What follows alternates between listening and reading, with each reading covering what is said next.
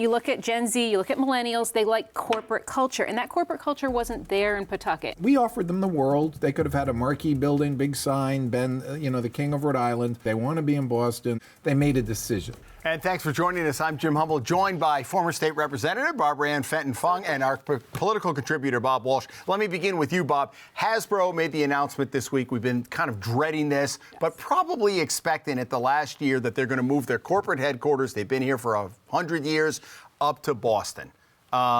Not a surprise? No, not a surprise at all. I literally went to kindergarten next to the building Hasbro was leaving in Pawtucket back in the day.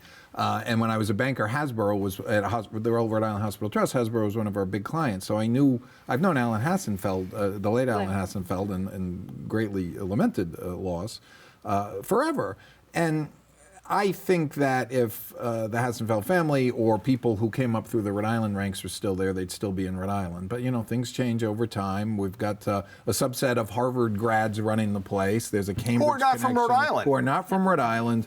It kind of ended when Al Varecchia stepped aside. I think that's it. Brian Goldner a little bit, but this guy, Chris Cox, is from the West Coast. I think when the reporters look into this backstory, this decision was made a year ago. Right. They weren't going to do it while Alan and his people were on the board. I think they probably would have announced it at their meeting a few months ago, but Alan had just passed away, so this was the next stop on the... when a friend of mine used to recruit me to run our Massachusetts operation instead of the Rhode Island operation, I said, whenever I'm tempted, I just drive to your office. And I think every Rhode Islander who drives up there is going to be cursing this move just because of the traffic. I get the idea, seaport, but this isn't, we offered them the world. They could have had a marquee building, big sign, been, the king of Rhode Island, or one of the kings of Rhode Island from a corporate standpoint. They're doing lease space in a shared facility. They want to be in Boston. They say it's a better way to attract talent. It's closer to Logan. They're flying back and forth to the coast. They made a decision.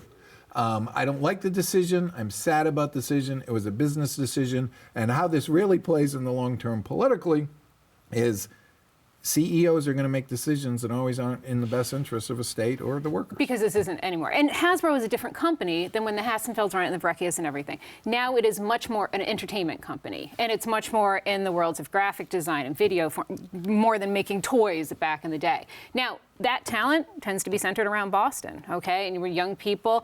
Look, Providence has come a long way. Downtown looks beautiful. But you're still, if you're graduating from BU, Harvard, whatnot, the downtown Fenway in Boston, that's a lot more fun right now. But a lot of that talent doesn't want to go to a physical building. They want to work from where they work and check in occasionally. But it is a culture. You're creating, and you look at Gen Z, you look at millennials, they like corporate culture. And that corporate culture wasn't there in Pawtucket, and we didn't see that. And it is the same thing. It is 25 years of we're not doing enough to set us up for the next 10, 15 years. And Wayne Gretzky's always like, go to where the puck's going. And we do not go to where the puck's going, okay, in Rhode Island. And we're not thinking ahead.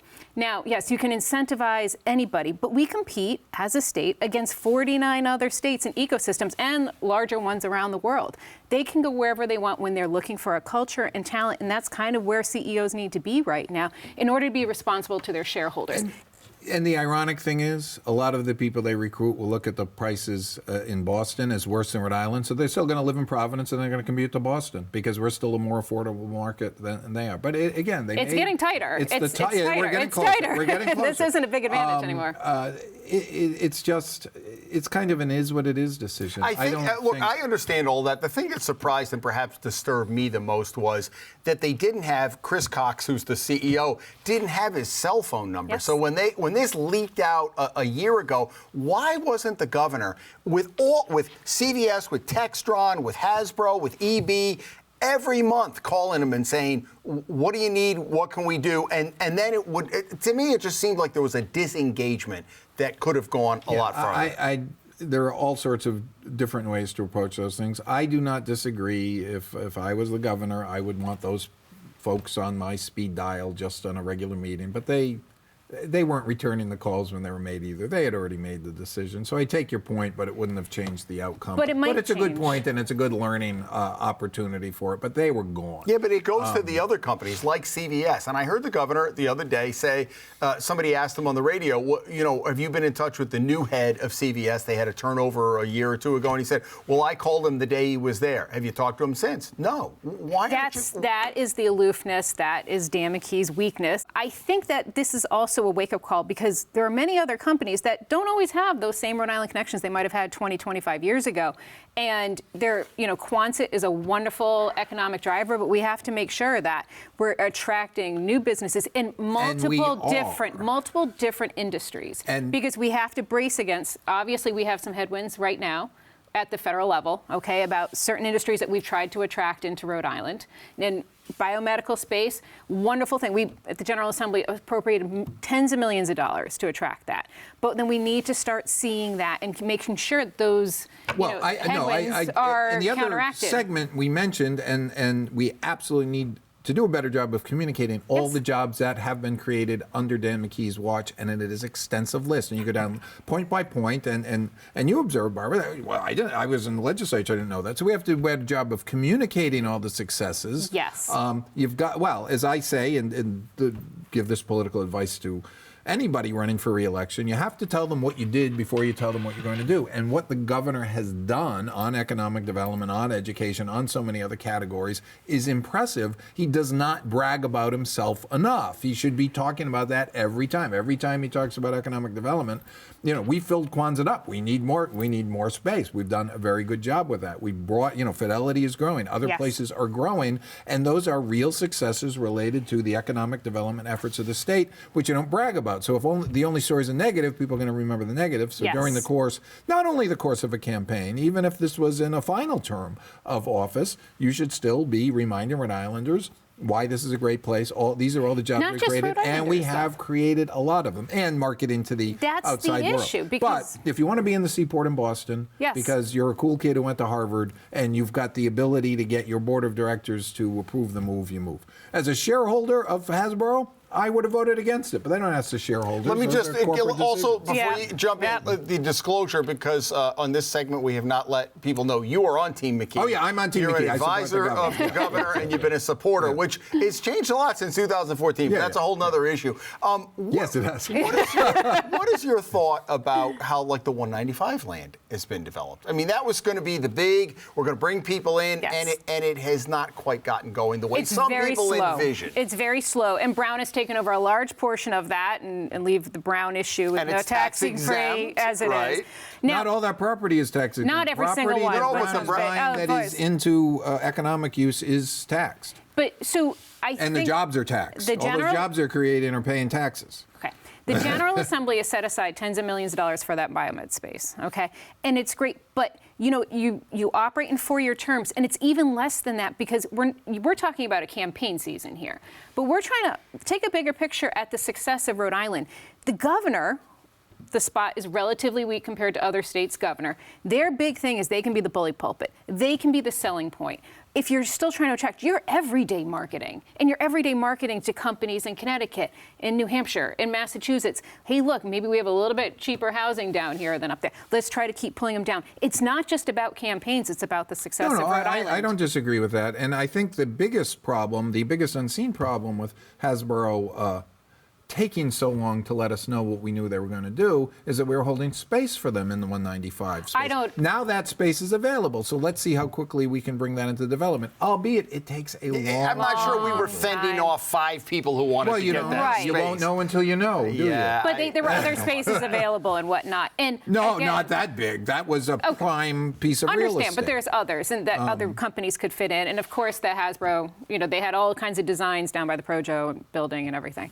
I think big picture, when we're looking at the 195 land, yes, everything takes a while to happen in commercial development, but we're not seeing, all right, the General Assembly is not getting a list of 5 or 6 companies that this is what we need to do. Okay, we have a change of commerce. Well, that's not your job when you're in the General Assembly. No, but that's not a legislative function. Understanding what might need to happen as far as tax incentives. It's not like anybody's knocking down. We still have the Superman building. It's been a decade. Okay. Yeah, more than a decade. That's where this is at right now. So let's try to think, just like we're doing with the biomedical field, what else is the next thing? And I do think we need to engage the colleges more. Especially, we have such meds and eds are our strength. But we're not seeing that. Like, where's RISD? You think about Hasbro, how you could have done this differently when you knew that years ago they were transitioning more into like an entertainment, graphic design. Where were the programs kind of linking everybody up? Yeah, but again, you're not doing job creation for Hasbro. They just were going to leave. They were just going to leave. You don't do a program for 30 jobs out of 700. It's just, okay, we can't do everything everywhere all at once, and we're not Boston. But we're not seeing anything. We're not seeing anything. No, we are seeing it. We're seeing, look at the list of things that were discussed, jobs that were created. Do the CEOs in Boston know that? No, because I'm telling you, the members of the General Assembly don't even know that. It would be rare indeed for someone to leave Boston. Sure. Or right? somewhere so around that's the 485. That's not where we market. I mean, some of our best growth opportunities were, homegrown industries. I know sometimes they get so big they I know we're a year out. Does this become a campaign issue at all, or is it far enough in the rearview mirror? It's a year ago for Hasbro. Does that come up in the campaign at all for governor? It comes up in the campaign, except in your Democratic primary. It's part of a larger... It's not the big thing. Right. It's not the knockout blow. I don't think the bridge is the knockout blow. You don't think the bridge is the knockout blow? I don't. You don't live in the East Bay. But that's my point. It's a very East Bay. It's an enormous. If you have to, not just those of us who live in the East Bay, if you have to go over and everything. I think it just depends on his reaction going forward and making sure that executing on the continued repairs. If you talk, I always think about like nurses that I work with. They're the most apolitical people in the world, and they just know that like their take on the bridge, but they don't have the bandwidth. When you talk about all of us, we're political insiders. Like we understand, the little ins and who's doing what when. The thing that they can't get out of their head that Helena tapped on very well, why wasn't Elvidi fired? That's all you hear from like the friends I work with. Why? How come there was nobody held responsible? Even if he had nothing to do with it, even if these were situations that occurred long before his tenure that finally came to root, yes, that is how the public is looking at the issue. And that in the other segment we noted, okay, give Helena points for recognizing that's where the public was and getting there first. Yeah. And whether that would be the right move or not. And this is where the governor, very loyal to people, works for him. He evaluated the situation. He said, no, this wasn't this guy's fault, and they continued on. As soon as they knew the bridge was problematic and could kill people, they closed the bridge. It made sense. It made sense in the decision. They were slow in getting it all together because they went out to bid assuming that somebody would bid in the first round on a tight time frame and learned that wasn't going to be the case. And they did something, and this hasn't been talked about at all. They did something that doesn't happen a lot in Rhode Island. They have a big, highly credible out-of-state contractor of two big, highly credible out-of-state contractors. Build projects all over. We didn't go. So why is it taking 3 years if they've built? If it's a 500-yard because the first round they went out with here's the tight time frame. No, I get that, because it takes 3 years to build a bridge with a company that's done it in St. Louis. I don't know the engineering reasons for it, but there are incentives to get it done earlier that were built into the contract. Here's a hot take. I'm the only one in Rhode Island who probably thinks this. I think they underpromise that they're going to overdeliver. I think it's going to, because of those incentives, I think it's going to come in, well, it's still 3 years out. Takes a long time. March, April, May. It's not going to be November. And here's it's definitely not going to be before the election. Absolutely not. No, not even close to the election. No, but I think I don't think it's going to go as far as November. Yeah, I 28. Unless they've had some big surprises underwater, I agree with you. But I'll say this too. People are still going to get caught in traffic at rush hour on the new bridge, and they're going to remember, oh yeah. And you're getting caught. You're getting caught on Route 4 right now. You're getting caught at 37. God, yeah. Unfortunately, we have a lot of traffic in a lot of places, but now we have a convenient he's got thing to to turn that into I'm fixing things instead of being you're inconvenienced by things. And the communications. I lead with empathy. Always lead with empathy. The problem is you have to get here, leave earlier than you normally would just in case. When I went to the eye doctor in East Bay last week, I left earlier. There was no traffic at all. You didn't stop in for coffee. You had plenty. Come over, Jay Hummel. Come on. I had time Next time, to stop in for coffee because, I was out of there before my appointment. All right. We're going to hold it there. Barbara Ann Fenton-Fung, Bob Walsh, thank you. And thank you for joining us. Please subscribe to us on YouTube and tell us what you think in the comments section below the video. We'll see you next time on Lively.